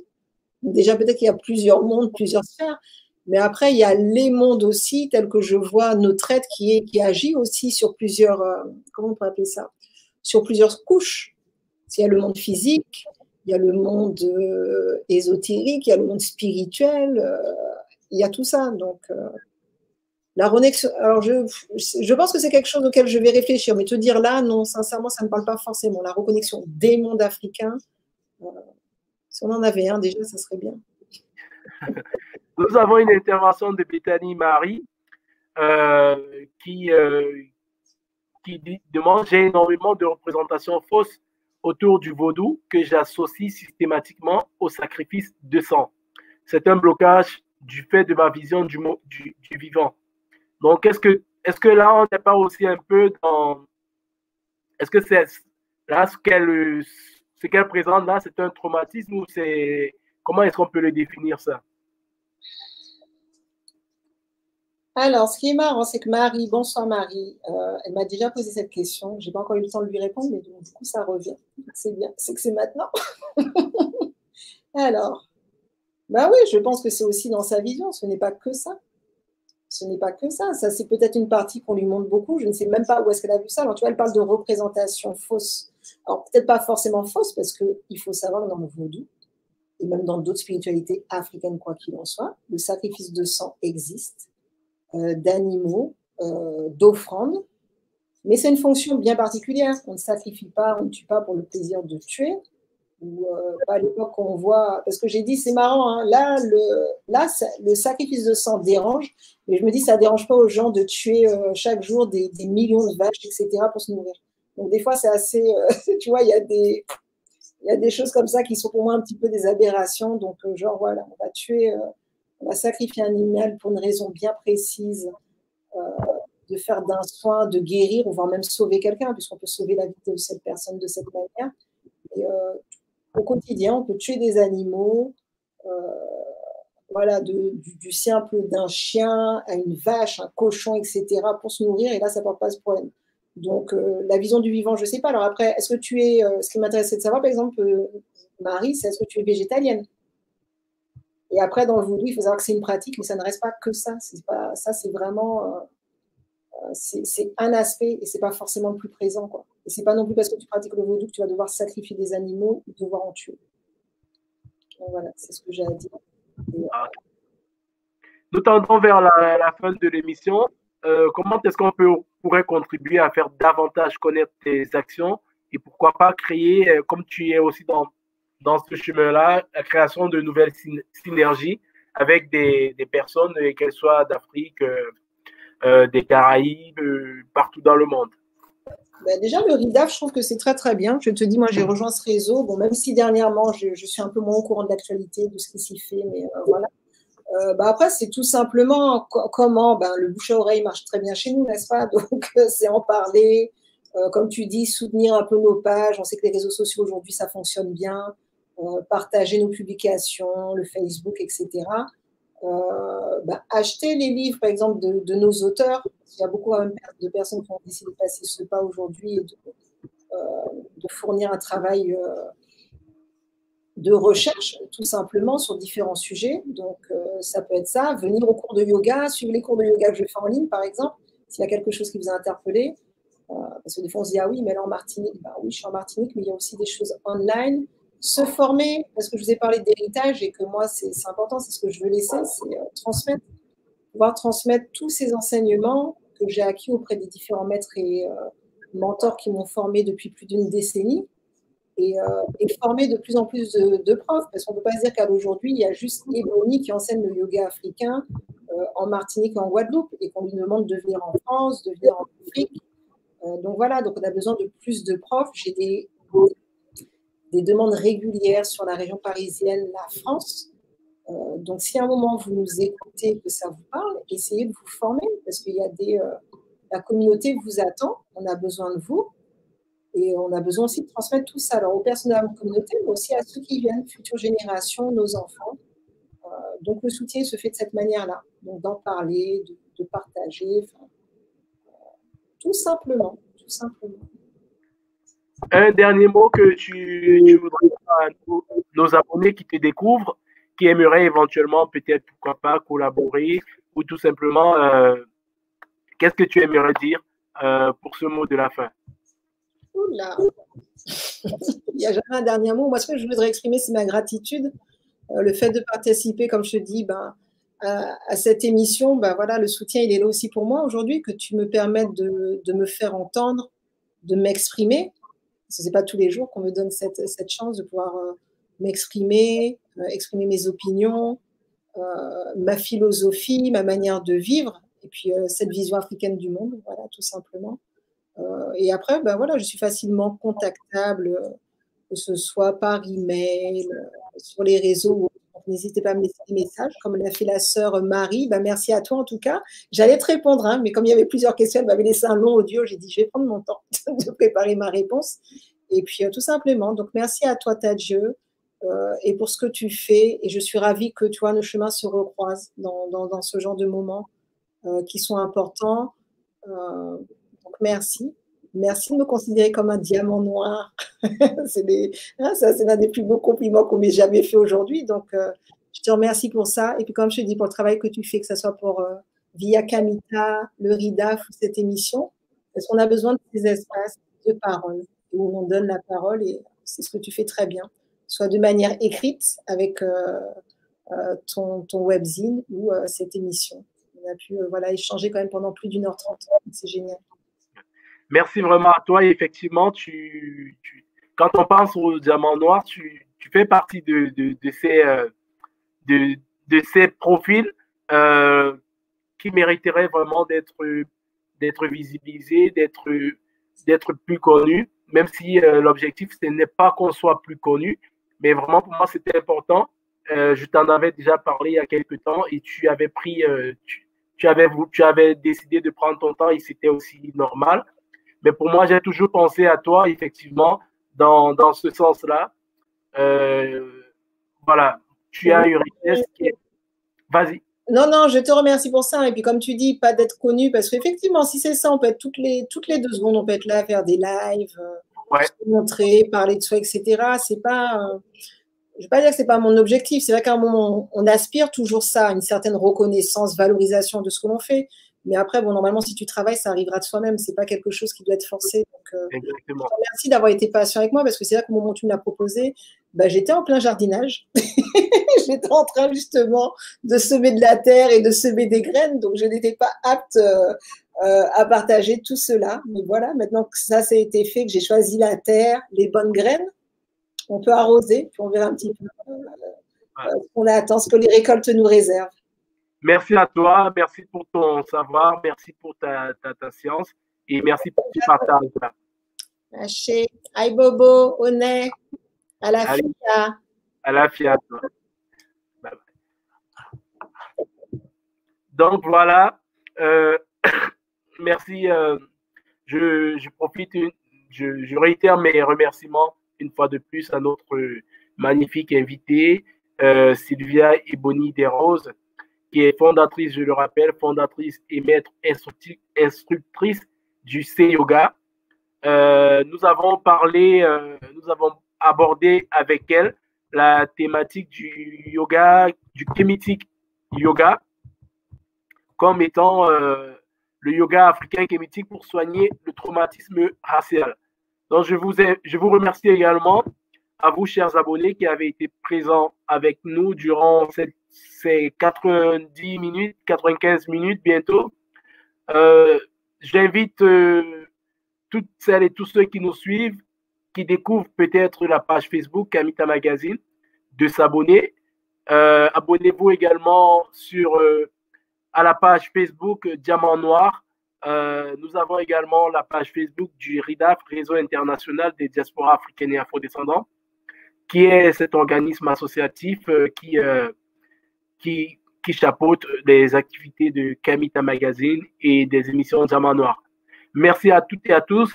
Voilà, c'était un peu compliqué cette émission parce que, comme je l'ai dit dès le départ, je sors d'une petite maladie, donc, mais c'était important d'être présent, d'être là pour ce rendez-vous avec la sœur Ebony. Elle a tellement à partager et je suis certain que vous qui nous avez suivis, vous êtes enrichis comme moi, je me suis enrichi. Et je vous invite à continuer à la suivre sur les réseaux sociaux. Et elle est à l'écoute, elle répond à toutes les questions. Donc voilà, je vais aller un petit peu me reposer maintenant. Et je vous réitère mes merci, mes remerciements. Merci à vous et bonne soirée.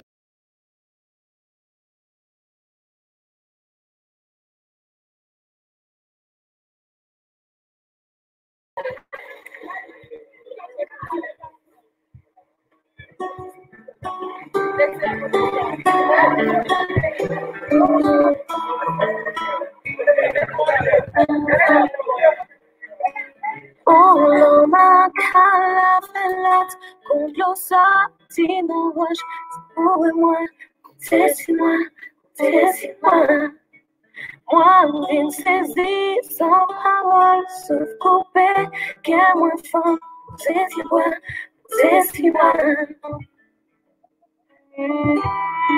en carton yo palais dis où mériter pas tes doigts levés pas tes doigts qui t'aimaient c'est fierté ou bonheur pas laisser yo blesser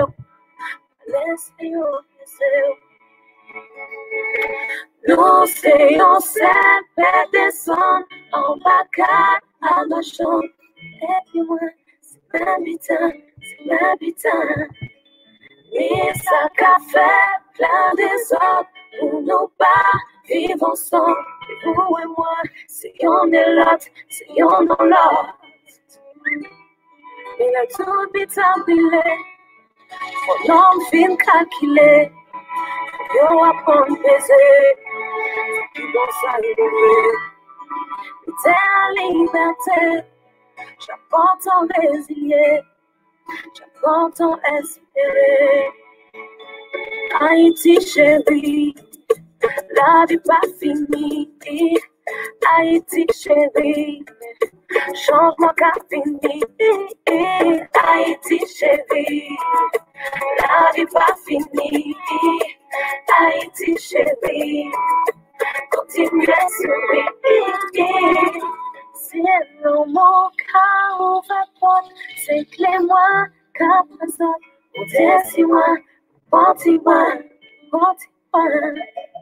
Jacques Thomas, 50 coffres, l'envocat, on témoigne, ça qui fait, ça qui loin.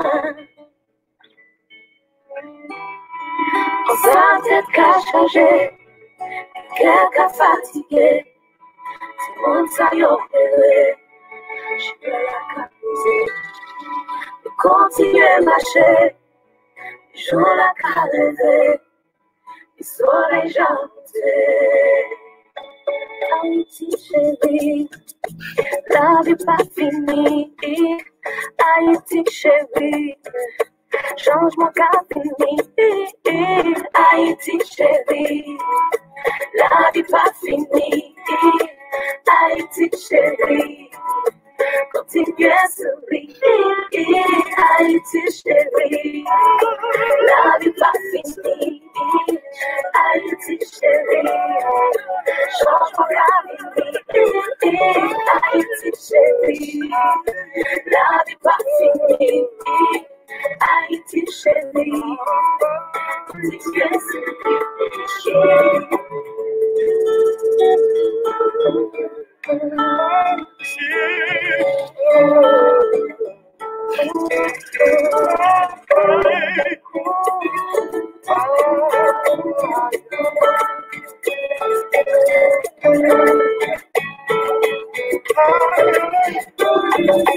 Les avocats se isolés en balachat, en soirée, dans les places. Laisse-moi les avocats se isolés en balachat, en soirée, dans les places. Laisse-moi les avocats se isolés en balachat, en soirée, dans les places. Laisse-moi les avocats se isolés en balachat, en soirée, dans les places. Laisse-moi